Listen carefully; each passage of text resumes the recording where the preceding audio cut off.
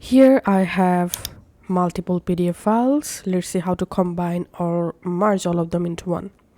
Go to your favorite browser and search for combine PDF, and you can open in your website. So let's open the smallpdf.com.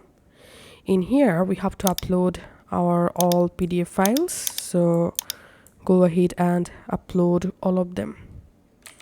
And here you can see all PDFs are showing here. If you want, you can rearrange your PDF pages just like this.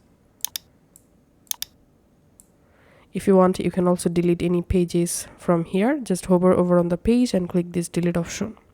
Now click on finish. Once successfully combined, click on download.